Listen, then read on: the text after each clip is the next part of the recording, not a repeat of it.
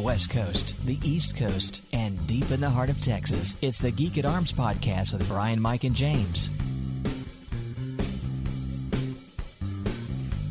Greetings, everyone, and welcome to the latest episode of the Geek at Arms podcast, a podcast about three guys who share a lot of geeky interests and also a love for the Lord. I'm James, and hanging out with me, as always, are my buds, Mike and Bryan. Bryan, how are you doing, good sir? I'm doing quite well. How about you? I am doing great. Mike, my man, everything good? Everything is good. Cool. So, we'll just jump right into Geek Out. I'll start it off because I have got quite a plethora of subjects at my fingertips. A veritable cornucopia of geekdom? Indubitably. So the first thing I want to talk about is that I have been continuing going to archery practices with my daughter, and we have been having a fantastic time despite the heat, which we have to shoot fast because we're in danger of the targets melting. And it's that hot out right now. I think it's that hot everywhere. So it turns into a flaming arrow practice when it wasn't necessarily before you loosed them. Well, here's the trick. We're on the backside of a building, and so when we're shooting the arrows, we're in the shade, but the targets are in the sun. And so when you shoot the arrow and it catches on fire mid-flight, that's a whole new experience. I think that we could really combine different geeky hobbies. Because there are some people that have taken Blu-ray lasers out of a Blu-ray burner and then put them into a directional laser to actually light things on fire. If you can use a laser to light an arrow on fire before it hits the mark, then that's like a double bullseye or something. See, I want to take that to an SCA practice and be like, hey, you know what? There's a little anachronism in everything. So what if there's a Blu-ray laser on my bow? So what? Let's maybe be careful about that in Texas, though. Grass fires are bad. Yeah, that's true. That's true. Yeah. So, lasers notwithstanding, we have been having a great time at archery practice, and that's led me to, anytime I get super interested in something, I have to research it more and more and find out more about it. I've been looking at bows and trying to find a starter bow for myself. I'm thinking about getting her one maybe for Christmas, as we talked about before.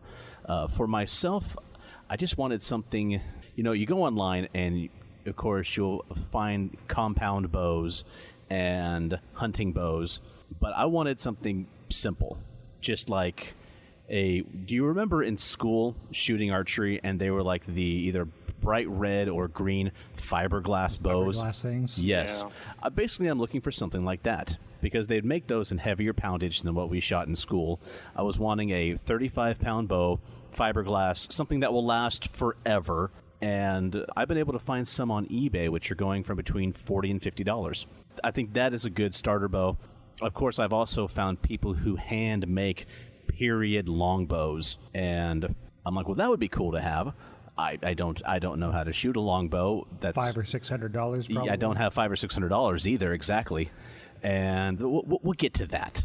We'll get to that. First, I'd like to get to the point where when I shoot 6 arrows at a time, I'm not having to go past the target into the grass to find half of them. Once we get to the point where I'm putting all arrows on target, then we'll look at maybe getting a more expensive bow. But for right now, just having something a lot cheaper that I can call my own. And because even though lately the archery practices have consisted of myself, my daughter, and sometimes one other person, once the weather cools down, a lot more people do show up. So I don't want to have to rely on the loner bow, which might not be there. Makes sense. I've also wanted to make my own forearm guard so the string will stop leaving red marks on my arm. And I was like, well, I could buy one off of Amazon or somewhere, or I could just make my own, because that's what you do in the SCA. Why buy when you can make? I actually found a close-by Tandy leather store, and shops like that also always offer classes. A while ago, they had on a Saturday morning, a make-your-own archery arm guard class. Wow. Yeah, seriously. So it was only like $35, which covered the materials. So I went and did it. And, they measured my circumference of my arm, and we cut the leather. We got the basic shape of it all cut out and ready. And it's not finished because, since I want this to look as medieval as possible, I'm doing a lot of tooling to it.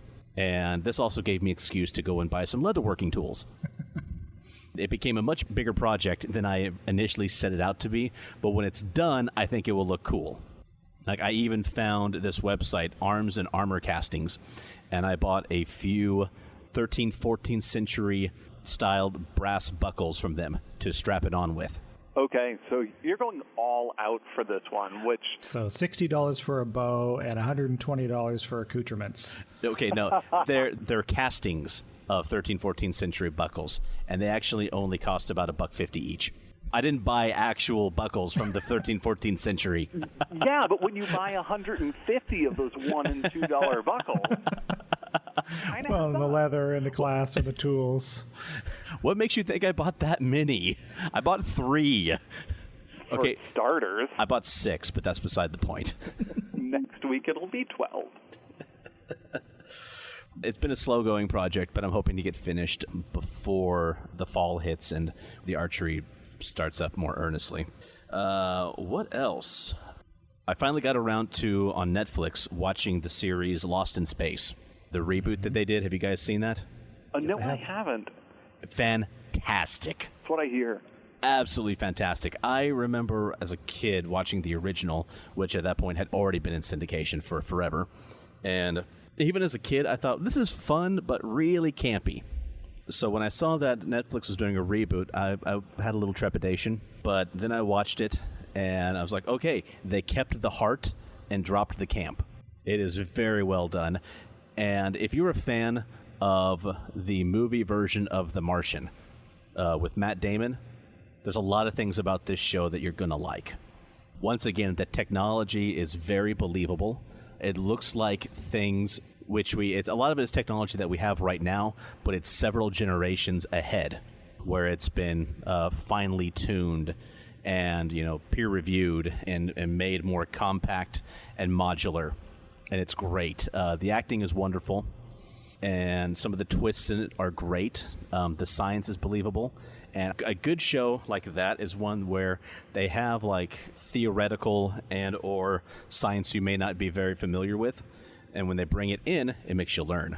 Like a little bit of spoilers, but there's a scene in, I think it's like the second episode, where the mom, I forget the characters' names, but Mrs. Robinson, she thinks something is weird with the planet they're on. And so she gets herself in a high-altitude balloon, like you do, and goes up into she's at the very tip of the stratosphere. Like, she's a hop, skip, and a jump away from orbit. And she's in her spacesuit, and she's looking at the sun, and she gets her little computer going, and the computer pipes up and goes, "Caution, Hawking radiation detected." And my first thought was, I paused it, because I thought, okay, one, if you're going to make up an imaginary type of radiation, kudos to you for naming it after Stephen Hawking. Right. Well done. But then I had this thought in my head, I'm like, no, I don't think they named a radiation after him. I think, if anything, he probably thought up of a type of radiation and named it after himself. So I paused the show, got online, looked up Hawking radiation, and I found out that Hawking radiation is the electromagnetic radiation that, in theory, should be emitted by a black hole. And I was like, oh, that's wonderful. So was it named for or by Stephen Hawking? I mean, I can see some other astrophysics. I think it was named by him. By him? It's the particles for which their antiparticles have fallen into the black hole. So you got antiprotons, and the protons have gone in, or the protons have gone in, the antiprotons have not. Mm-hmm. The article I read, it just says that it's named after him. Who knows if he did it himself or not, because he was the one who provided the theoretical argument for its existence back in '74. Well, I mean, one way or the other, he's earned it. Yeah.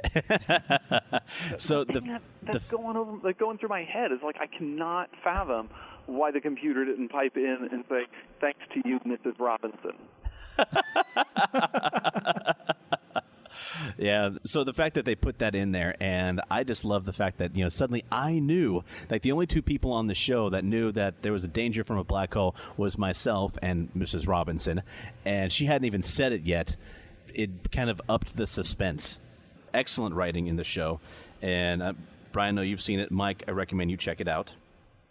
The only thing that really bothered me was the lack of any safety features in the airlock. Oh, yeah, when that dude gets spaced? Yeah.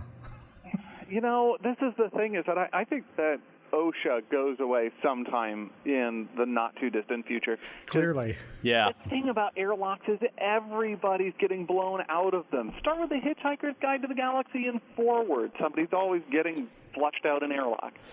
Yeah, it happens in Star Wars, it happens in Star Trek, and Star Trek is like if OSHA started up a Starfleet service. They've got the backup, they got the backup for the backup, they've got the safety systems for the backup, they've got the override for the backup and the backup. And yet, for some reason... And yet there's still not a safety switch in the airlock. Yeah, and also, the second that they bump into something, shields go offline and half the panels on the bridge blow out. You know, you would think that installing a bunch of magnesium components in the bridge panel would have tipped them off something could go wrong, but... I mean, and if we want to get onto things that bug me about Star Trek, which I generally love, just come back to me, because we got plenty of love. Okay, let's get back to my Geek Out, though. All right. Also, not long ago, just a couple of weekends ago, was San Diego Comic-Con. Oh, yeah. And a bunch of trailers dropped from that, which got me really excited about the new not Harry Potter, but the new Fantastic Beasts and Where to Find Them movie trailer came out. It looks wonderful again. We got a trailer for the second season of The Orville, which cannot come out soon enough. We also got a trailer for Aquaman with Jason Momoa, which looks great. And when my wife and I saw the trailer for the movie Shazam, I'm so looking forward to that. I got kind of confused, really, because wait a minute, did Shazam get sold to Marvel? Because this does not look like a DC movie. I'm actually enjoying this. This looks fun and wonderful. You're going to just get everybody confused. Because, yeah, exactly. Well, Captain Marvel has a weird history. Mm-hmm. Actually, the character that we call Shazam is Captain Marvel. Yeah, that's the name, the original name for the character. Oh, no. Right, and the copyright lapsed at some point, and then both DC and Marvel grabbed the character. And because Marvel's name is Marvel, they got to use the trademark. So the comic that DC was publishing was called Shazam, but it was about the character Captain Marvel. And then to get things even more confusing, the current Captain Marvel is named Carol Danvers. And the current Supergirl is Kara Danvers. And then Shazam and Captain Marvel movies are both coming out within a month of each other. It's getting really hard to keep it all straight. I think the word Byzantine is applicable here. Yes. You are so right. And the gentleman who they have playing Shazam, Zachary Levi, I have seen him in absolutely nothing. I know he's most well known in the TV show Chuck, which, I'm going to be honest, haven't seen a single episode. Well, you should. I like it a lot. I know the premise of the show. I know he plays someone who works at a computer store as like one of their IT or computer specialists, computer repairmen. Somehow he gets all of the NSA's secrets downloaded into his head and now becomes like the most valuable security asset in the nation. The entire show is him geeking out about getting to be a super spy. It's wonderful. I might have to check that out then. That sounds really amusing. He's not someone I would have ever pegged for a character like Shazam, but the trailer has really got me liking him.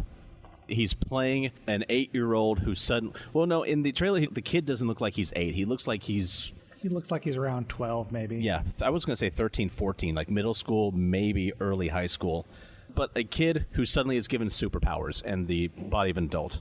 And it looks great. If anyone out there hasn't seen it yet on YouTube, check it out. The other trailer that came out, which has me properly geeking out, and I posted this video on our Facebook page, is for Godzilla King of Monsters. Oh, are they doing CG Godzilla or dude in a suit Godzilla or a little column A and a little column B? It is CG Godzilla, but not 1998 CG Godzilla. This is a sequel to I think it was 2014 Godzilla, and it looks so good. They're starting to bring in more monsters from the Godzilla lore. We'll have Godzilla, of course. We'll have Mothra. We'll have Rodan. and one that is known as Monster Zero or King Ghidorah. And I can't wait. And in watching the trailer, they've got sneak peeks, just little glimpses of these monsters, all set to the classical piano piece Clair de Lune. And as I'm watching it, I'm like, wait a minute. This is a trailer about giant monsters. Why am I feeling things? Why is this trailer making me feel? This is not the response to this trailer I was expecting. Still a better love story than Twilight. Completely. So that comes out May of next year. And a good dear friend of mine who lives in San Antonio, who is even more so of a kaiju lover than I am, I've already told him, I'm like, Michael, May of next year, I'm expecting you to make the trip up here, and we're seeing this together. And he responded back, you had me at hello. Oh, what other fun things have been going on? It's been quite a few episodes. Actually, maybe even been a full year, and that's embarrassing for me. But you'll remember when I talked about putting together a bug-out bag. Oh, clearly. Mm-hmm. Well, I did something on a smaller scale than that. I thought about what things from a bug-out bag can I carry with me every day just in case of small, minor emergencies, or would also just be handy to have with me. A lot of people out there would call it an EDC kit, an everyday carry. So after doing some research and over time some shopping, I put together my own EDC kit. And it's all put into a small, or not really small, this thing's about 7 inches by 9 inches, but a organization pouch. It's something I carry with me all the time in my bag where I take it to work or anywhere. And it's got things in it that either I can use or would need to use every day, or in case of an emergency, and it's stuff that I just might need. So are you talking like stuff you might need, like stop bleeding, or just general handiness kit? More like general handiness. This would be like if there was an emergency and I need to get home. Since I live in an urban area, some of this stuff would come in handy. I'll go through it briefly because what I'm planning on doing is, before we get the podcast posted online, I'm going to shoot a video review of my EDC kit, to which I will post onto YouTube, and we'll also put on the Geek at Arms page and Facebook page. Very cool. Going through what I've got and why I have it in here. But briefly, some of the things I've got in here is I have an extra flashlight. I've got a couple of tubes of chapstick, a couple of pins, a Sharpie. I have a lighter. I've got a small screwdriver kit. I've got a spare jump drive, USB jump drive. I've got a small Leatherman and a waterproof tube that has some ibuprofen. It's got some non-drowsy Dramamine. And the reason non-drowsy Dramamine is because the normal Dramamine, after I take it, in about 30 to 40 minutes, I feel like a bear that's been shot in the butt with a tranquilizer dart. You sound like you do that often. It happens. All I want to do is take a nap and eat a hoagie. That's all I feel like doing after taking Dramamine. But anyway, it also has quite a few Excedrin migraine. That's because I carry Excedrin migraine with me everywhere, because Bryan can attest to this. When I get one, I get unhappy. James is no fun. Yeah, they're no joke. It's not a joke at all. I also carry like a small sealed pouch, which I keep some Band-Aids and some alcohol wipes and more. And Can I give you a couple of suggestions? Please do. Since you've already got the Leatherman, I mean, that's pretty versatile. A couple of other things that I carry, say, in my bike repair bag are zip ties and just a little small roll of duct tape. I like the zip tie idea. I've seen other people who have done that with theirs. And if you go to YouTube and you type in EDC Kit, you're going to find dozens and dozens of videos of people who have put their own together. Zip ties are one that come up often. I don't have duct tape in here, but I do have a couple of different lengths of 550 paracord. And I know you're not exactly fond of paracord, Mike. I like it, but I do think I'm going to throw some zip ties in here as well, because that is a good idea. I've used them for emergency bike repairs. I one time even used it in a simulated failure for climbing on single rope technique, where some of my climbing gear had failed. They had me clip in and they say, okay, this part of your gear has broken, this part of your gear is broken, now re-rig your ascending system. And with what I had on hand, zip tie, and I was off and running again. You know, they're so small and we don't give them a lot of thought, but zip ties really are just some handy and sturdy little things, aren't they? You know, the next best fix-it to duct tape. Mm-hmm. And sometimes superior depending on the job. One thing I will say about my EDC kit is that everything that is within here, including the Leatherman, is allowed on a flight. I went to TSA's website and looked up their rules for tools, lighters, and every tool I have is under 3 inches. And the Leatherman I have is a Leatherman Style PS. It's a small one. You fold it out. It's got the pliers. It's got a file. It's got a pair of scissors and a flathead screwdriver. It does not have a knife blade. And you can always make up for the lack of a knife blade with a small packet of razor blades, which you could always... The TSA wants your razor blades, then great. Yep. Oops, I forgot them in there. Here, you can have them. Yeah, but everything else I have in here, I can have it zipped up, I can have it in my bag, and it'll go through an X-ray and a TSA checkpoint, no problem at all. So as long as you don't melt it down to a liquid, you're fine. Yep, exactly. And even the lighter, I was really surprised that like a normal-sized big lighter is okay to take through. That I did not know. Neither did I. But I've got it all inside of a VanQuest organization pouch. And like I said, I'll go through it in detail in the YouTube video. And I will do my best once I figure out the system. I will post a link to everything within that I purchased on Amazon. And we're more than happy to help you with that. Appreciate it. Yeah, thank you. That is going to wrap it up for me as far as Geek Out. I have one more, but mine ties into something that Bryan is going to talk about during his Geek Out, so I'll hold on to it for right now. So who wants to go next?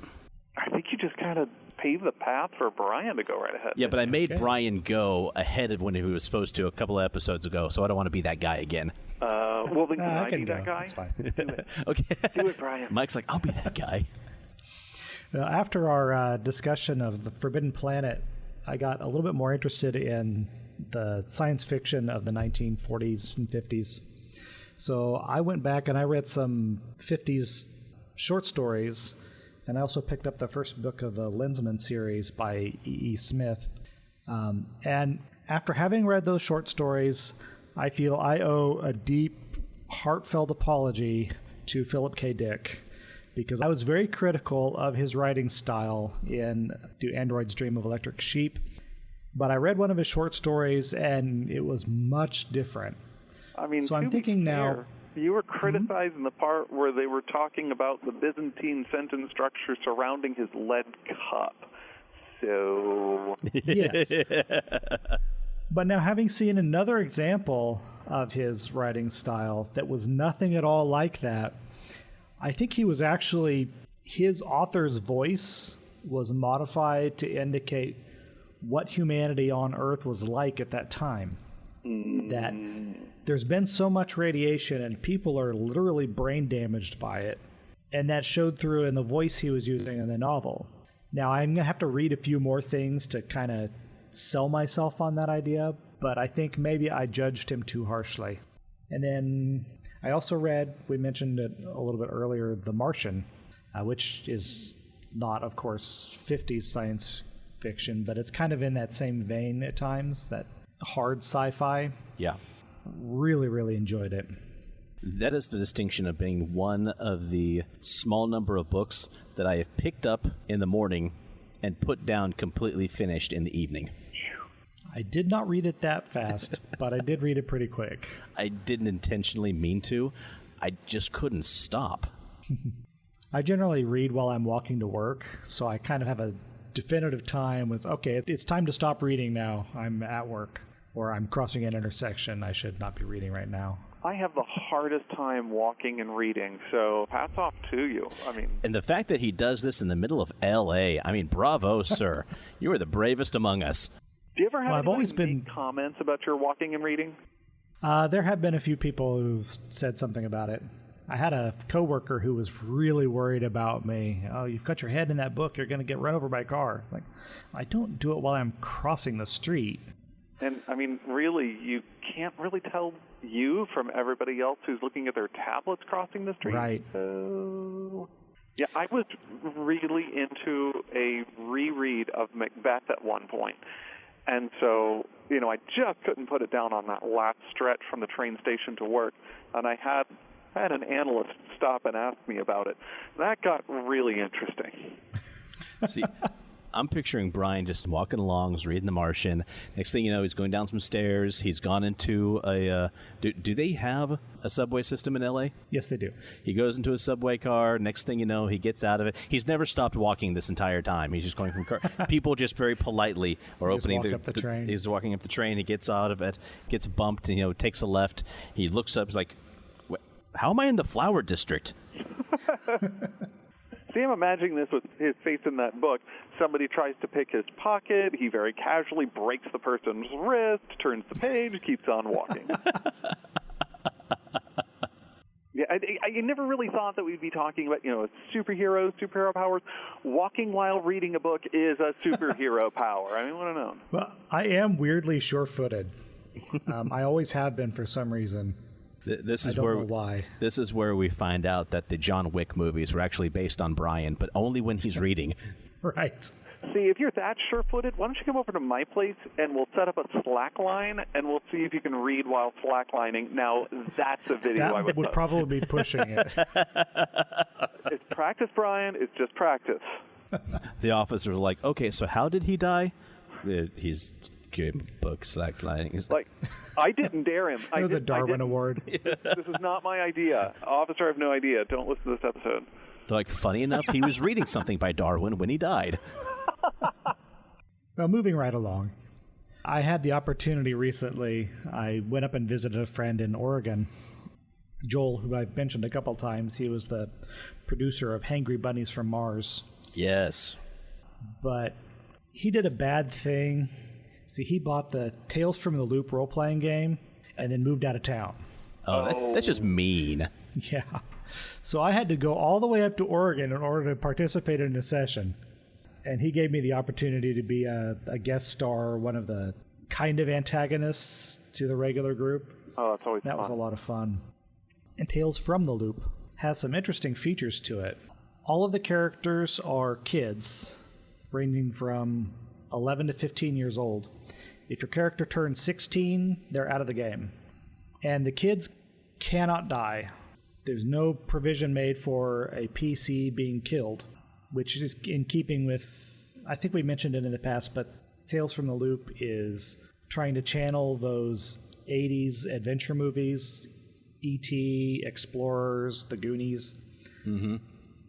And so while the kids are always in peril, they're never actually in danger of being killed. They're just in danger of getting older. Right. Well, if there's not a lesson there, I don't know what is.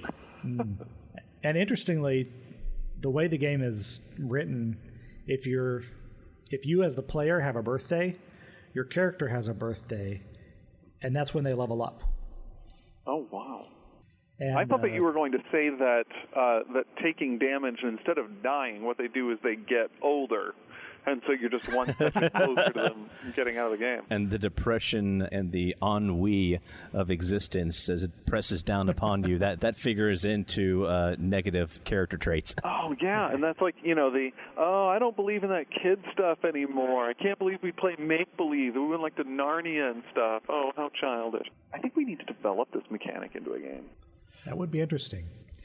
But the damage mechanic is, as a kid gets hurt or discouraged, upset, scared, they accumulate these traits, and each trait that they get is a -1 to all of their rolls. And then if you get a certain number, or if you're required to take a penalty that you already have, then the character is broken, and they automatically fail all rolls from then on until they're brought back out of that broken state. So at some point you wind up with these kids that cannot succeed at an action. And so the entire rest of the group has to act in such ways to prevent that player from ever needing to roll dice, which is interesting. And then at the end of each adventure, there's a situation in which you go into what they call extended trouble, where instead of each character having something that they have to accomplish, the entire group has to roll together. And you have to achieve a certain number of successes across the whole group in order to win. And so you're looking at your character sheet and seeing, okay, what skill do I have to roll that I get to roll the most dice? And which really pushes people to act toward their role their particular strengths of that character. It's a very, very interesting system, but the most mechanistic parts of it is just roll d6s, and 6s are a success. And for most actions, 1 success is enough. For really, really hard stuff, up to 3. So the dice rolling is really simple, but the way they twist it a little bit is very fascinating. Sounds it. And that's pretty much all I had to say on the Geek Out topic at the moment. The final bit of my Geek Out rolls along perfectly with yours. You got to play Tales of the Loop, to which I am very jealous. The last thing on mine was that I read that Amazon is going to be turning Tales from the Loop into a TV show. That's it sounds like it would fit right into some of the nostalgia that they're really capitalizing on these days. Mm-hmm. I read that it's being developed in tandem with Fox Studios. I don't know when it will come out. The first season's going to consist of 8 one-hour episodes. They don't know if it's going to take place in Sweden or Nevada, which apparently the American version is based in. When you played it, were the characters in Nevada? Yeah, we were in Boulder City, Nevada. Gotcha. So I hope that they keep it in Sweden. I think that would be cool.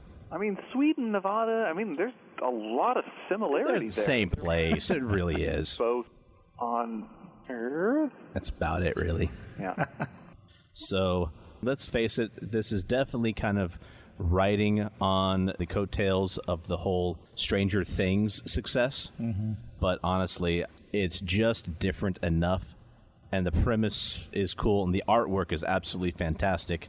We've talked about the artist Simon Stahlenhag several times, whether just the artwork or the game or the fact that they're also making it into a video game. We've talked about him several times, so I hope that it does become a TV show. I'll certainly be checking it out.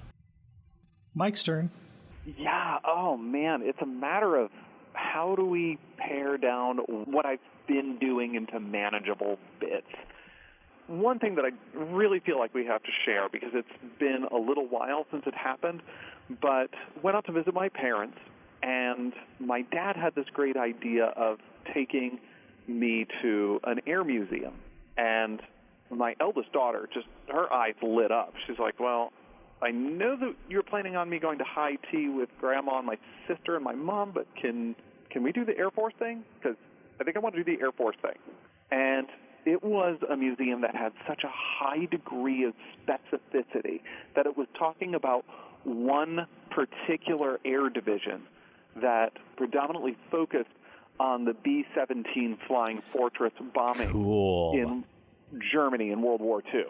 And we just happened to be in the right place at the right time where the right guy who volunteered there worked on a B-17 that they had in the museum. And the three of us, my dad, my daughter, and I, were just glued to whatever he was saying. And then he took us kind of off tour and took us into the aircraft. And this, we're talking down to the rivet and the dial, 80% restored.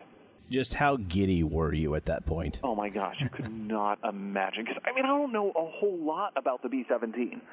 But I know a whole lot more now about it thanks to that guy, because we spent like an hour in that plane. And he's like, well, we don't really have a whole lot of room to sit here, so you sit at the pilot controls, you sit at the co-pilot controls. He said to my daughter, why don't you climb over down into the bombardier hatch? And there was at some point, some other tech was opening up a hatch, and there was my daughter sitting like right there in a place where you don't usually expect to see a 13-year-old girl. And at first he was shocked, and then he realized, oh, wait, no, this is okay. And then he looked up at who was talking to us, and he said, oh, gosh, that guy, he talks forever. And my daughter was like, no, we don't mind.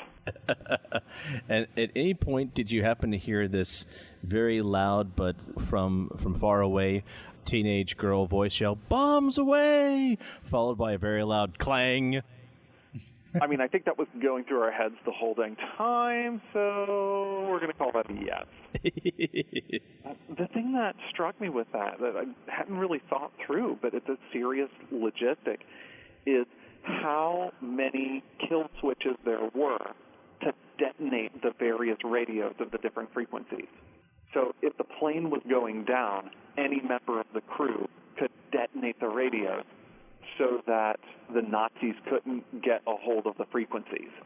That's something I never even thought of, but it makes complete sense. Yeah. So that... Did it lead to any, like, you going, what's this button do? And him going, don't touch that. It led to a lot of, well, what does this do? And he's like, oh, let me tell you about that. That was for... And then he would go on. And then there was the, oh, what does this do? And he was like, oh, there's a funny story about how we even got that part. So, I mean, it was just incredible when you have a passionate person who's knowledgeable and has an audience that is just engaged in the wealth of their experience. Cool. So that's one thing. Did you meet anyone else at this trip? He asks this loaded question. Oh, I think that I met Steve Rogers. Yeah, Steve Rogers was there. Captain America. Oh, I thought you were talking about Steve Rogers, the insurance salesman, but... Yeah, no, not him. Captain America. No. There's this group apparently out there in Pooler, Georgia, or thereabouts, that actually run kind of like a superhero ministry, if you will. They do a lot of visiting in terms of children's hospitals, children's camps, prisons, and they adapt what they're doing basically to make connections with the individuals that are there. And some of them are positive life lessons, and some of them are Christian ministry-based, depending on what the type of audience that they're speaking to, the setting. So they were some pretty cool guys, and I talked to them via email and a bit over social media afterwards. And the ministry group name was Heroes Overcome. So, yeah, it was interesting getting connected with them after running into them at the museum. In terms of some of the other things that I've been up to, I decided to feed my retro gaming part of my nerddom. And I decided to pick up the NES game, put a bid in on eBay. For $6, I got a cartridge of the original NES, Teenage Mutant Ninja Turtles. Oh, I had that game. So did I. And one of those things that I think that part of the review process starts at the bidding. And if you're able to get it for $6, there's a reason why people have not been scrambling all over themselves in order to get this game. Yeah, it was not great. Yeah. It has some mechanics that are great. Just level design isn't one of them. Mm-hmm. When I got it, I honestly thought that I was getting the TM&T game that was in the arcades. Yeah. Me too. Yeah. I think everybody did. And then what we got was a side-scrolling platformer which was obscenely more difficult than anyone would have ever imagined. You know, it's not just that it's difficult. I mean, it is that, but just some of the ways that the levels are designed is just kind of punishing. And one of the things that I cannot stand is when they make a tricky jump pivotal to completing some section of a level. Mm-hmm. And it's not just, jumps can be challenging, but you kind of got to build people up to a pattern of it before you give somebody either an insta-jib or you have them fall in the water and it brushes you to some other forsaken part of the level. And then to only give you 3 continues is just kind of a mess. I feel like plugging in the Game Genie is what would make the game fair. Yeah, it's funny that the second that you brought up the jump, it's been so long since I played it, but my mind went instantly to that moment in that level. I just had a flashback to all of the hours and days until I finally got it, until I finally figured out the trick. Yeah, and it's one of those things that if you have a jump that will take you back to an earlier part of the level, it's sloppy game design, because what you're doing is you're adding hours of gameplay to play the same section of level over and over again. That's not challenge. That's tedium. Yeah. But, I mean, I will say this, that they had a number of mechanics that I did like. The fact that you could switch freely between the turtles at any time, that you could collect secondary weapons, and use them as tools to finish the section of the level as you need was also, I think, kind of a great mechanic. And one thing that I think that they should have carried over into the second game, the arcade port, is giving the turtles different speeds of attack and different powers of attack. Make them distinct, make them different. Mm-hmm. So that much, I think, is praiseworthy. Now, whether I'm actually going to finish the game, that's another question. You have until the next podcast to get to it. Challenge reviews. Anyway. Well, fine. Your punishment is Battletoads. Oh, come on. Let's not get... We don't want to be cruel, Brian, okay? We don't want to be getting a call because we violated the Geneva Convention. I think you violated more than that. Oh, jeez. I don't think I ever played that game just because it had such a terrible reputation for being a beastly game. I played it on a friend's console. I always prided myself a patient person. I was never one of those people who wanted to break the controller or really get angry at a game. But for the first time, and one of the only times ever, I found myself wanting to throw the controller through the wall. Well, you've definitely sold me on wanting to try that one. The last thing that's kind of been going through my, not kind of, it is hardcore been engaging the geek portions of my brain, is a number of episodes ago I talked about how I was thinking about a campaign and trying to draw people into a campaign. Well, it happened. And good. We're in, and it's really kind of an amazing kind of group that we put together, because it's two people from my church, and when you're clergy, that's kind of an interesting thing, because it's is it friendship time or is it professional time? I'll just count it as my hours. No, just kidding. And also my wife, who is often my partner in crime with role-playing games, but also this time are the two kids. And so it's an intergenerational experience of how do we play through this narrative together while telling the kids, you're playing adult characters. So what do you think an adult would do in this situation? And it's easy enough when they're immersed enough in fiction to say this is how characters navigate fictional environments. And they're actually playing it with some degree of sophistication, which is really pretty surprising. Though there is a thing that I need to stop and take stock of, and that children don't know certain things about the world, like how loans work, or how repossessing a starship is different from stealing one. But yeah, the role-playing group also has somebody in it who has never role-played before, ever. And though that's not entirely unusual with the sort of games that I run, she was kind of doing it at the request of her husband, so that she was saying, okay, I'll give this a shot, but she wasn't sure that she was really in. And so I pitched it as, okay, we're going to do 4 to 6 adventures, and at the end of the story arc, you can say, I bail. This isn't for me, and there's no pressure. So you have an easy out.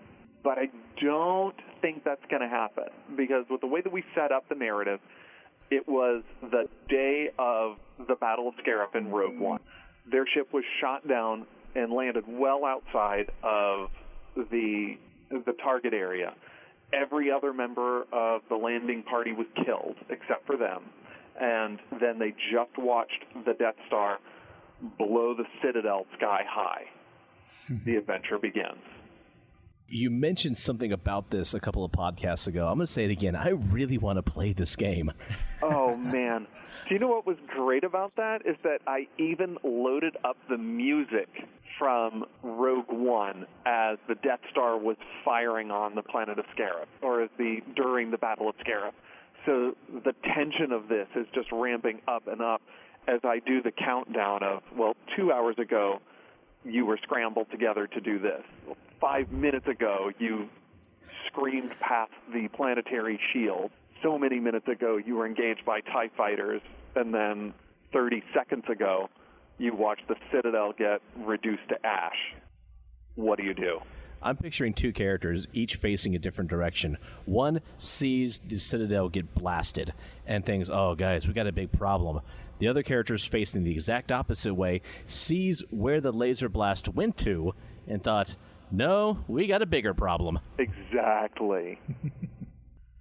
And the campaign is still going pretty strong. It's a second adventure in, but still. They managed to escape Scarif with a stolen ship, which they stole it from another base on the planet, because I'm figuring, okay, you shield an entire planet. There's more than one base there. So this is just from a pure Star Wars geeky question standpoint. We see that when the Death Star destroys the city of Jeddah, it's basically a straight down shot and obliterates the city. It's cracked the mantle of this planet. Hasn't destroyed it, but this planet is in a bad way. When it's on Scarif, it's not a straight down shot. It's more of like an angle that the Death Star fires. How much damage did it do to the planet? Obviously, we see the big shockwave approaching the Imperial emplacement and taking out many characters and the installation. But you've got your players on this planet. Yeah. And this may not have been something that you considered in the game, but how much damage did it do to the planet itself? It's amazing that you asked that, because it ties so much into the backstories of these characters. After they were able to escape the planet, they went directly to the Imperial Bureau of Ecological Protection and reported what had happened. And the rest of the campaign is just structured around the political intricacy and the restoration of the ecology of this planet. Its side quests abound in terms of replenishing the compatible biology in the planet and eradicated species. This is just mapping out all of where we're going. I'll be honest, the fact that the Empire even has a department like that is, I find it to be very progressive for them. Good for you. No, I'm lying. The Empire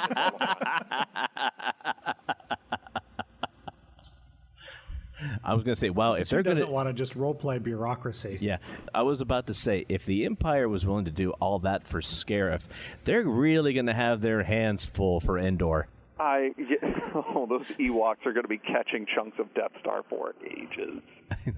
Well, and it's funny you mentioned that, because I also decided that the ship that they stole had a damaged hyperdrive, and so they're working on their backup hyperdrive to get to their next location. Well, by the time they get their ship traded out, they're right now, in between adventures, in hyperspace, back to Yavin, on a clean ship with an activating hyperdrive. What they don't realize is that the end of Episode 4 already happened. So they're going to come out of hyperspace to a huge debris field and an evacuated base, and an Imperial landing party coming to scavenge over it and debrief, probably minutes after they get there. And you really just love pulling the rug out from underneath your players, don't you? What it's going to be is it's going to be a few adventures of being on the ropes, and then they're going to catch hold of a strand, and then they're going to catch hold of another strand, and then they're going to catch hold of another strand and tie them all together. So, yeah, there's going to be some rug pulling, but then they're going to be able to build the tapestry back together, and I'm going to use their backstories to do it. Cool. And for any of our listeners who don't play a role-playing game, I have to tell you this. I'm so sorry. That was like a lot of time. You probably ought to get used to it, because we talk about role-playing a lot. Yeah. Well, have you ever taken a look at some of the other Christian geekery podcasts that are out there? D&D is like the major thing that they talk about. Well, you turned me on to another Christian gaming podcast where they primarily talk about role-playing games. I think it's called Saving the Game. They are so good. I really enjoyed it a lot, and if I didn't need another reason to really get back into doing a role-playing game, they have just added more fuel to the fire. Like, part of me wants to go off and start gushing about these other podcasts, but I think that's maybe an episode in of itself. I'm not really sure. I agree. I think that would be a good episode where we talk about some of the other podcasts that we listen to, including a section about just primarily Christian ones. We'll have to save that for a later date. You hear that, saving the game? We're coming for you. And we got a plate of brownies. Well, speaking of other audio mediums, we've talked about this off and on, and that's the subject of audio fiction. Yeah. Like different types of audio fiction that we've enjoyed, where it is, where it's been, where it's going. Mike, you were the first one to bring that up. Where did you want to go with it? What are your thoughts? Oh, man. I mean, let's get real with what audio fiction is. I mean, if you're really into it, audio fiction happens the first time somebody opens a book to you and starts reading it aloud to you with conviction and passion. So go thank Miss Brown back in kindergarten if she got you riveted to where you were listening. As for me and my audio fiction, I think that my passion for it really developed out of first reading and then listening to the original radio drama, which predated the books, for The Hitchhiker's Guide to the Galaxy. It was first a radio drama and then adapted to the page. And it's one of those things that you can tell with good audio fiction is that it isn't written for the page. It's written for the ear. Does it have a flow? Does it sound good? And I think that's one of the things where we kind of get caught up. I am one of our listeners, and I want to give another shout-out to Dunedin Jets. Thanks for raising this, but you raised it like 2 days ago, so I couldn't go out and get the audiobook that you were recommending and listening to it because it was just so poor. And his critique of one of the new Star Wars books was you might be able to read that page, but it sounds awful once it's an audiobook. Like, you should check it out. It's so bad, is what he said. So I guess my question is, what makes good audio fiction? I think what makes good audio fiction is kind of the same thing that makes good fiction, and a lot of that is in the eye of the beholder or in the mind of the reader. Is it something that you enjoy? Do you like the stories? Do you like the plot? Do you like where it's going? Do you consider it to be well written, or in this case, well written and well performed? Because with audio fiction, you're adding that extra layer to the experience. True that. And since, it is in the eye of the beholder, and you are the beholder, I'm asking you, James, who do you think is a good performer? Like, you mentioned performer. Mm-hmm. So who performs audio fiction audiobooks well? Well, for one example, let me go back to what I remember to be one of my earliest experiences with it. Growing up in Kansas, we used to make regular trips down to the Dallas, Texas area to visit family between 5 or 6 times a year. Now, back in the 80s, this was when the speed limit was like 50 or 55, I think, was the max. And I'm sitting in the back seat of a Cutlass Supreme. And while it's a nice big back seat, I'm having to share it with a sister. And this was the days before Game Boy, before tablets, cell phones. Before seatbelts. Yeah, before seatbelts. And while I, had some toys to entertain myself, it was a long car ride. But one thing that my parents got, they got a couple of cassette tapes of stories from Lake Wobegon. And broadcasts from a Prairie Home Companion. And so I would get Garrison Keillor and these other voice actors and musicians who would do different skits, sketches, and songs based in that town, where all the women are strong, all the men are good looking, and all the children are above average. And I loved them. I loved those tapes because it really encouraged my imagination. I could see it all in my mind's eye as it was being read. And that was the highlight of the trip to me, besides it being over, was listening to these tapes. And it got to the point where I still loved listening to them, but I had them all almost completely memorized and would have loved to have had more. So that was my first experience with audio fiction, audio drama, audio comedy. I also remember later, like after I got my own cassette player, it wasn't the Sony Walkman. That would have been too cool, but it was like a Philips, I don't know. But anyway, I saw in a store that they had the and I got it on sale, but it was the 12-tape Star Wars A New Hope audio drama. Oh my gosh, yes. And it had Mark Hamill in there, and it had Anthony Daniels. And did it have what's his name? Darth Vader's voice actor.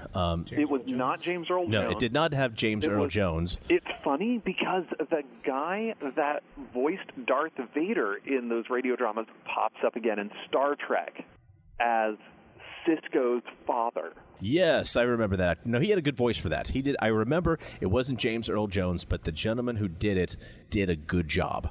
That's one of the things that I have to praise it's funny, you're saying this now, I'm like, oh yeah, I listened to that before I listened to The Hitchhiker's Guide to the Galaxy, and a couple of other Star Wars things as well.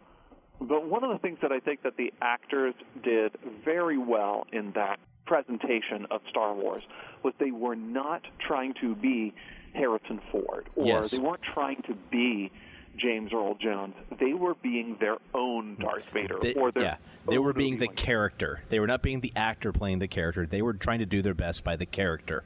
And it was really jarring at first, and I didn't like it at first. Like, oh man, this guy doesn't sound like Han Solo. Like, no, he does.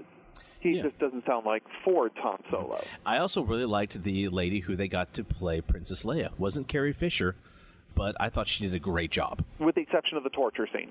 Yeah, but that was one scene I didn't think. I understand why they put it in, but did we? Yeah, it didn't need to be in there. So it's one of those things that the radio drama really tried to bring to life the things that were happening off screen in Star Wars. So yeah, I understand why they put it in there. It's just that was the one thing that came off a bit corny. Yeah. So I had a couple of other books on tape after the Timothy Zahn Star Wars books came out, and that whole genre started exploding again. Yeah, and we had Anthony Daniels himself narrating the first book, and the other two books in the Thrawn trilogy were picked up by blank. I think his last name is Dalton. I remember the gentleman you're talking about because I had the second book on tape. It was Dark Force Rising. Yeah, and it was voiced by the guy who played Wedge. And he did a great job. He did do a good job. I really liked him. It's funny, I had the first book in paperback, the second book on tape, and the third book in hardback. See, here's this. Well, that is weird. That's weird. They did decent abridgments. The pronunciation guides back in the 90s were messed up. Even Anthony Daniels walked in and said, I'm looking at my pronunciation guide, and I was there for filming it. That's not how they said it. But I will give praise to this in terms of the writing. Timothy Zahn did similar things to your parents when he was doing his road trips for his kids. He ripped the audio from Star Wars and would play the audio for the movies on tape in the car on long road trips. And since the kids had seen Star Wars so much, it was still keeping the film alive for them while they were listening to it. And it went a lot into how he wrote the dialogue when he eventually got the contract to do the Thrawn trilogy, which is one of the reasons why it sounds so good. If you get the unabridged audiobooks, Mark Thompson does a so-so job as a narrator, sometimes overemphasizing things that just don't need that much emphasis. Yeah, we don't need Shatner in our Star Wars. And Luke opened the door. Okay, we get it. But the dialogue actually flows pretty well, and in part, Zahn owed that to the fact that he listened to Star Wars so darn much, and sardonically.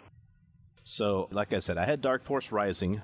I had a couple of other Star Wars books as well, including The Crystal Star, which I'm glad I had on audiobook because I sure didn't want to read that.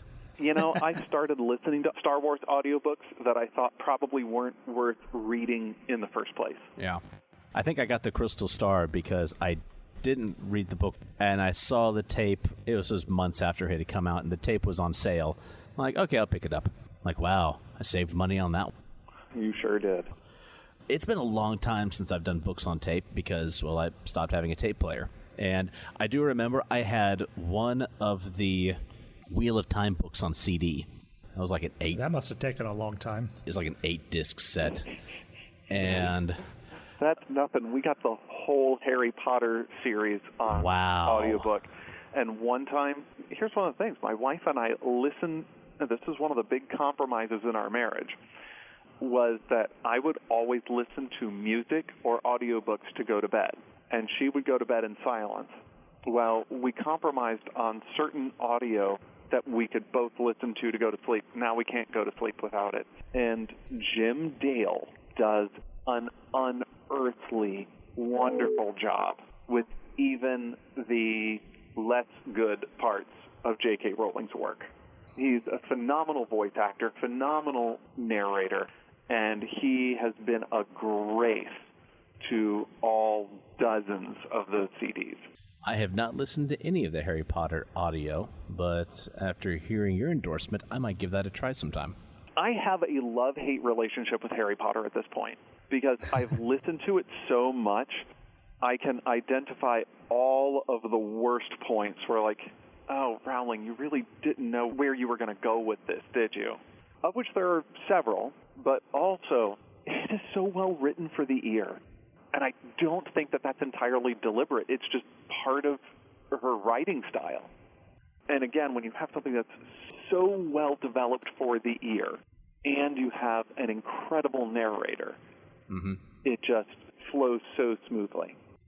So, I will admit, there were several years I didn't listen to a lot of audiobooks or audio fiction in any shape or form. I was doing more reading, and I just didn't. But about 4 years ago, I got back into it, like really, really back into it, through podcasts. Yes. And I was starting to do a lot more walking, trying to get healthier, and listening to music was okay, but I was wanting something. I look at walking and jogging as rather brain dead. You know, I need something to engage my mind, or I'm going to get bored quickly and I'm going to stop doing this. So I was looking through, I'd listened to a lot of other podcasts, informational podcasts, history podcasts, and I even was giving Night Vale. That's audio fiction. Yeah, thanks to your recommendation. You're welcome. But I wanted more, and so I started looking around, and the one that popped up was a Star Trek audio fiction podcast called Star Trek Outpost. Oh, no way. Yeah, and it's set in the Star Trek Next Generation timeline. And it's about this deep space station that's, if there's a light side of the Federation, this is a space station that it's farthest from.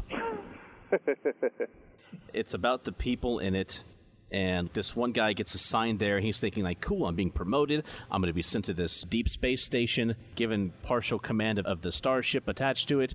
And then he finds out, wait a minute, this isn't a promotion at all. I'm being sent to the butt end of nowhere. Well, good luck, Ensign. The bathroom reclamator goes through your food processor there, so just be careful what you order for. Close enough. This podcast started back in 2008, and for a while they were really good about putting out episodes every couple of months. Now, don't know why, but things have kind of slowed down recently with them. They've only put out a handful of episodes this year, but the latest episode was episode 180. So if you start from the beginning, you have got almost 200 hours worth of audio ahead of you. And I gotta say, the level of audio production, quality, and voice acting on most of it really surprised me. Is it the level of the sound effects or just the overall production level? They do try to incorporate sound effects, the production level, the editing, and the acting, the voice acting put on by several of the players. Excellent quality. I can see why some of these episodes will take weeks and months to put together, because they are just really giving it their all. And here's the thing. I feel like we need to bring Bryan in on this. How do you compete as a visual effects artist for the visual effects that you have in your mind as just listening to audio? I mean, if I'm imagining this, the visual effects look flawless. Do you ever have that thing where you're trying to make it look as good as your imagination? Well, that's actually kind of everything that we do, because the producer has an idea of what they want it to look like, and they describe it, and then you take that description and you execute it exactly, and the producer says, no, that's not what it looks like at all. And when you've got something that's described, everybody sees it in their mind's eye a little bit differently. And as you said, it's always flawless in your imagination. But when you're imagining something like that, could you actually get a really vivid image of it? Because a lot of times, at least what I find, is that I've described something to myself, and then I go, okay, if I were to paint that, what would it actually look like? And it's not actually an image that I've got in my brain. There's a level of abstraction that helps you out, that you don't have to get all of the details in there. You don't have to get the colors quite right, because in your brain, none of that stuff actually exists. But once it's something that you have to look at, that's an entirely different story. You get to assume out all the stuff you didn't want to pay attention to when Right. you're just imagining it. Now, when you're realizing it, everything has to come together. Mm-hmm. Well, I'm glad you're doing that job and not me, because between the two of us, I think I'd really stink at it. Yeah, I don't actually do very much on that end of it. I'm not a concept artist at all. By the time it gets to me, most of the time, the effects look has already been well established. There are occasions where, as a compositor, like, we don't know what this is going to look like, throw some particles at it, and we'll see. And those are the ones that usually go into 20, 30 versions. Well, I think that throw some particles at it and we'll see if that does it is also a Star Trek philosophy. So I think this is coming pretty well full circle. That's true. Although they get really particular about exactly what the stars in Warp are supposed to look like. Really? Yeah, they're very specific about, no, it has to look like this. Go back to this episode and look at it. It's like, well, we did that, and it looks exactly like that, and you're still telling us it's wrong.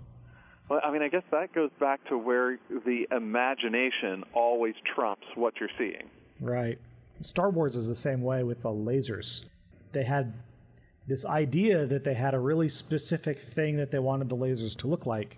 But then you go and you're looking at the movies, and you're like, no example of the lasers in the movie match your description. No kidding.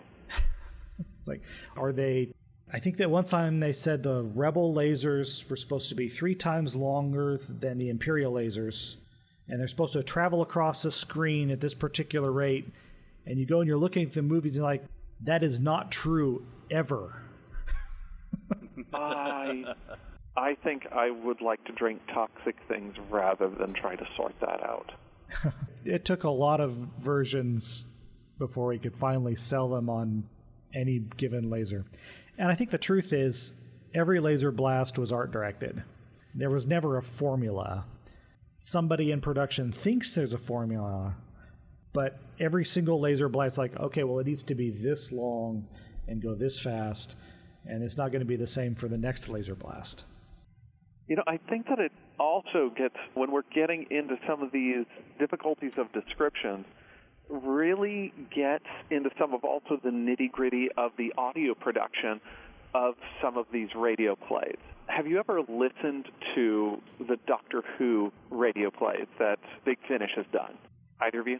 I know that they have been getting a lot of press and have been getting a lot of recognition, but I have not listened to any yet.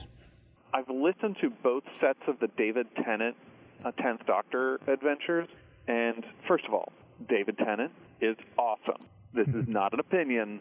This is objective fact written into the foundation of the universe. I've discovered it. That is a fixed point in the universe. Yes, you are correct. And it's really interesting because as much as the acting is so spot on, there are a couple of times that they have some audio effects added in, and it is meant to deliver a very specific picture. And that was not always entirely clear to me as a listener until, like, the second listen through or the third listen through of, oh, this is what you were getting at. And it's really interesting. It makes me wonder what was going on in the discussions as they're engineering this, as to what the discussion was between the audio engineers and the production engineers. Not that you two have an answer to that. But at least with the visual effects, you at least have something that you can all come together and look at and say, well, yeah, can we all agree on what we're seeing? The answer to that question is no. Which is why the audio also sounds a little bit weird, because Right. both vision and hearing are very subjective. I got a note to make the blue eye glow a little more orangey. But speaking of overall quality, especially for so many people coming together to make one unified vision of quality, back on the podcast of Star Trek Outpost. One thing I should mention about them is that I praised the voice acting quality and their production quality. I should mention that they have been finalists and winners of several Parsec Podcast Awards and Audioverse Awards for several different categories. So obviously these are people who take the job of putting together a quality fiction podcast seriously, and it's a labor of love for them. And these are Star Trek fans on a different level. And it's seriously good for them. Honest good for them that they're able to have that labor of love and bring it together in such a way that's recognized so broadly. Besides Star Trek Outpost, on the subject of fiction podcasts, there's another one that's more of a very short fantasy comedy format podcast called Albus Salix. It's like this lady who is a wizard / healer herbalist in this fantasy world, and all the trouble cases keep coming to her, and she tries to fix them, and of course hilarity ensues. And while it's not exactly traditional fiction, there is a podcast called The Adventure Zone. I have listened to a few of them. And it's about a GM who is running a game. It's a live play episode. It's a live play episode, and he's doing what could roughly be called D&D. It's the There Be Gerblins. What is affectionately called There Be Gerblins. Yeah, that's also the name of their first story arc. Okay. Here There Be Gerblins. Just as a note to our listeners, there is a lot of not safe for work conversation there. Yeah, so, the language is definitely colorful in places. And yeah, if mature content is not your thing, And go ahead and give that one a pass. One thing that lends to that is that he's running this campaign for his two brothers and his dad. And his dad's never played D&D before. Yeah, that's part of the fun. But his dad is so in it, and the characters that he has. I mean, all the way. His dad's in this hook, line, and sinker. And like Outpost, they have been doing it for a long time. They first started the Adventure Zone podcast back in 2014, and they were just getting out episodes like every 2 weeks almost. And they've gone beyond like the D&D style of game. The one I'm listening to right now, the game that they're playing, is actually set off the rule book of Monster of the Week, which we've talked about a couple of times on the show, and I still really want to get, because I think it's a cool format, a cool idea, and listening to their adventure in it makes me want to play all the more.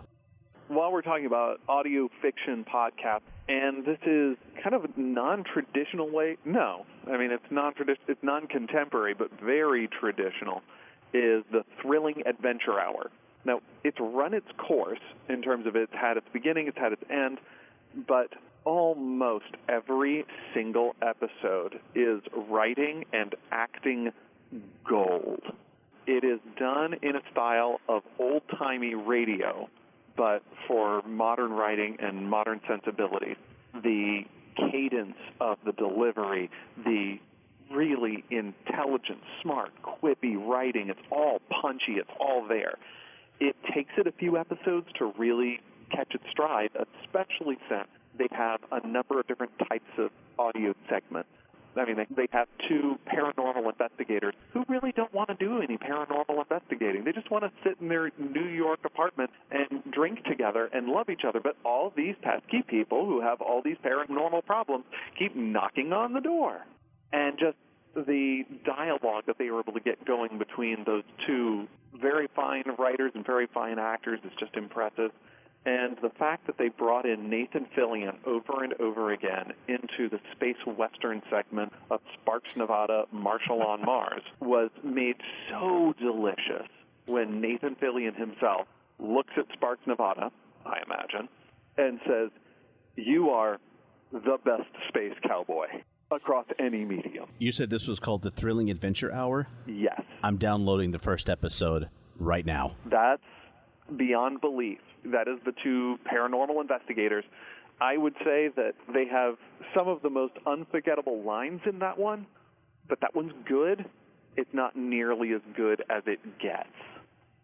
I'm seeing that the last episode they did record was in 2017. Did they give an explanation about why they stopped?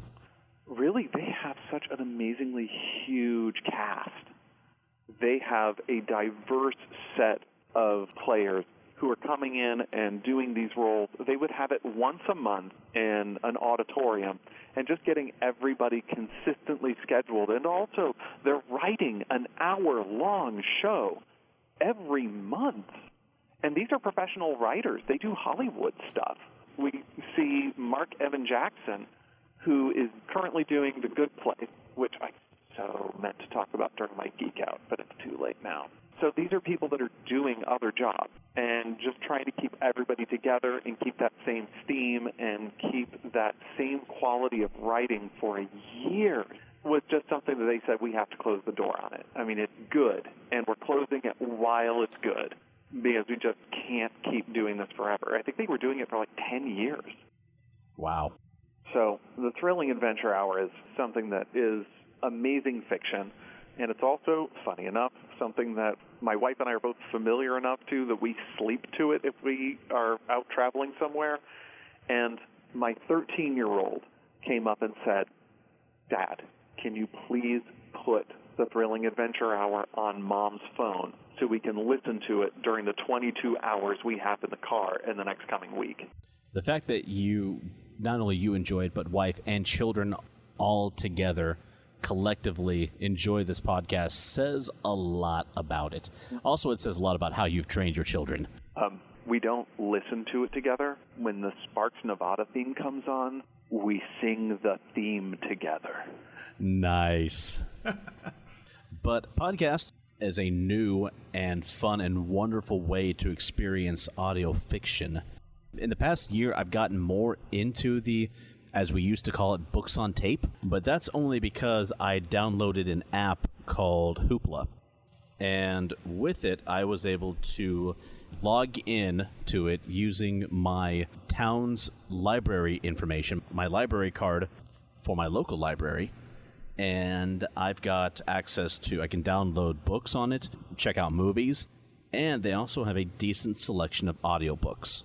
Wait, you can do that from your phone? Yeah. No way. Mm-hmm. Because usually they're really protective about that electronic stuff. Well, let me give you an example. The audiobooks that I have listened to in the past year through Hoopla, here's what I don't understand about it, is if the fact that I'm a library member means I have access to all of Hoopla's inventory or only stuff that my library has access to.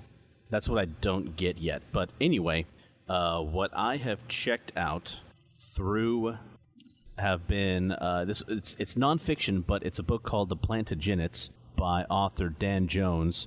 It's all about the Plantagenet bloodline of kings of England, from Henry II, Eleanor of Aquitaine, all the way through to the Black Prince, the 100 Years' War, and beyond, and everyone in between. Excellent. It was a great book, but also a very well-done audiobook. Because they had it on there, I also listened to the audiobook of The Hobbit and the Lord of the Rings trilogy as well. So good. Uh-huh. And then it was recommended to me because I had listened to the Lord of the Rings, but it was an audiobook called NPCs by an author named Drew Hayes. Never heard of him, never heard of the book, but I decided to give it a try because the premise interested me, it drew me in. And the premise of the book is you do a role-playing game, and your characters, you interact with the world around you, you interact with the NPCs. What happens to the NPCs after the game is over? Aww.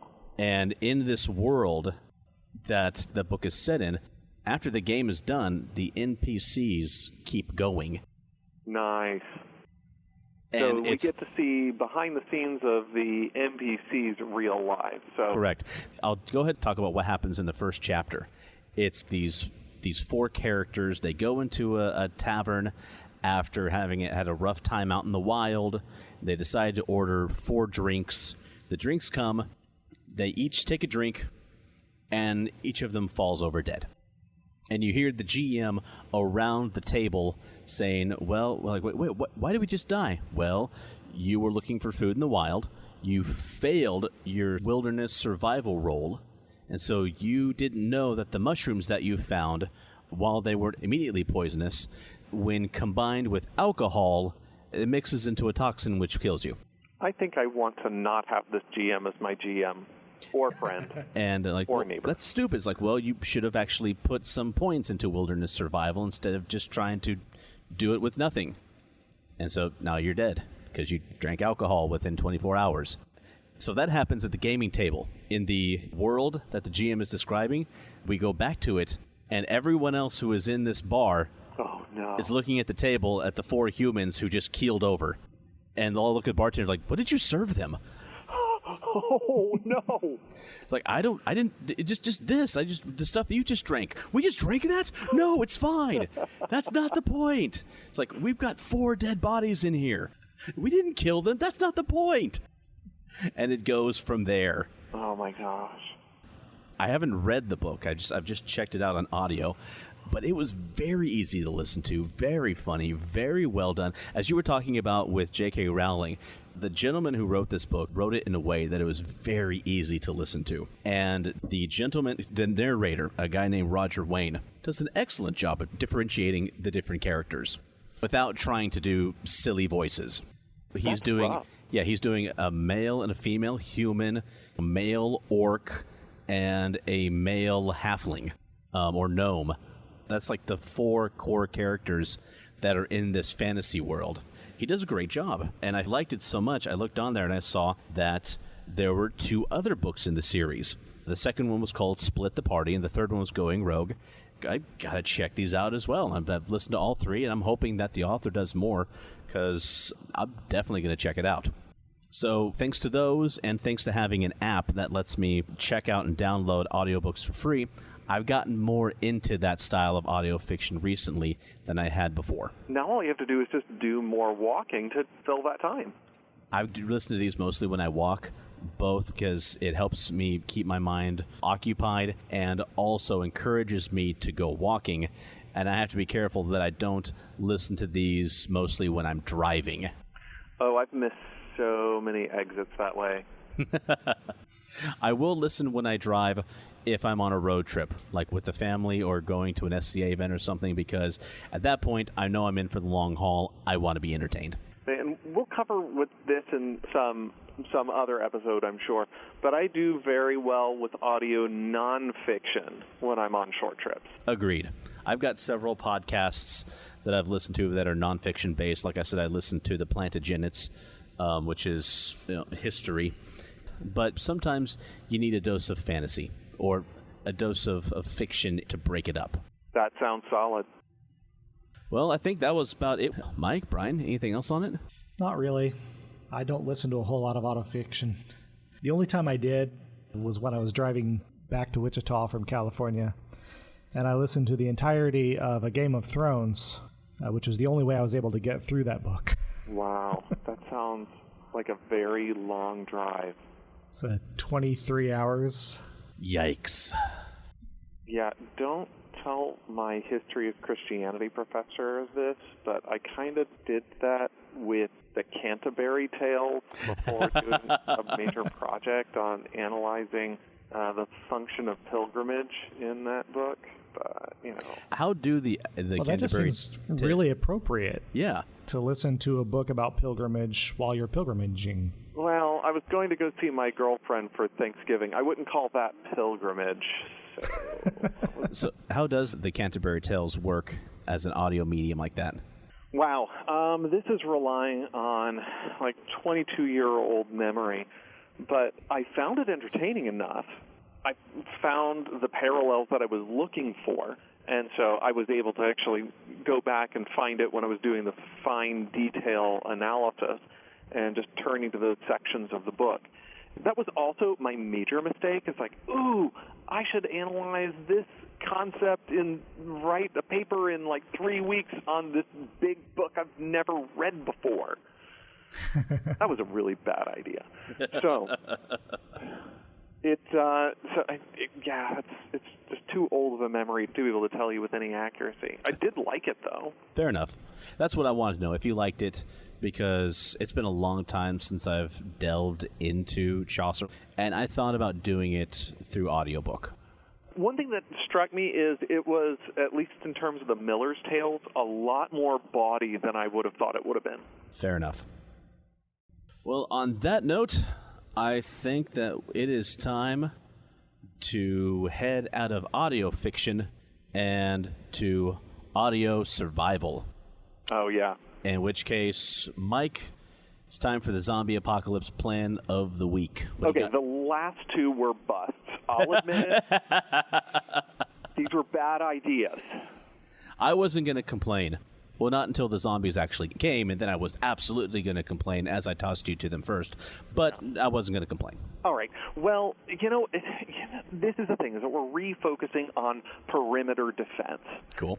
And we're actually using a tried and true tactic that we've used on other lesser animals. And, not to call zombies lesser animals, because they were probably, your friends before they started to turn. But, now all bets are off. And I'm thinking sticky traps. We go industrial giant-sized sticky traps. Surround the house with these things. Not only is your perimeter defended from other zombies coming in, but those pesky marauders that used to be your neighbors, now they're taking a second look at the fence that you have and not wanting to get bitten. So I think this is solid. I like it. I'm picturing a zombie getting 2 steps into the sticky trap. Like, "Rrr, rrr, rrr, rrr."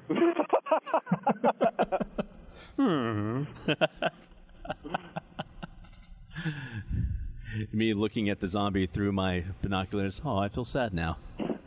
I'm over it. He'll have some friends to keep him company soon enough. Oh, and what audio fiction are we playing to the zombies to keep them entertained while they're there? Dante's Inferno? Good enough for me. Well, I think that will wrap it up for us. I want to say thank you for listening in. Make sure that you check us out online at geekatarms.com and on Facebook at facebook.com/geekatarms. And Mike, we've got a Twitter now. What are we on the Twitterverse? The Twitterverse kind of, when I typed in Geek at Arms, they gave us something a little bit different than I expected. We are at Arms Geek, which sounds like we're working out a lot more than we actually are. Well, there you go. Check us out on Twitter at Arms Geek. And soon we'll even have a YouTube channel to which I'll have our first video up, hopefully not long after this podcast posts. If I could, just for 1 minute to urge our listeners, take a visit to us on our iTunes, because if you enjoy this podcast, and if you're listening to this episode this far in, you probably do, leave us a review. When you leave a review, that's how other users find new podcasts predominantly.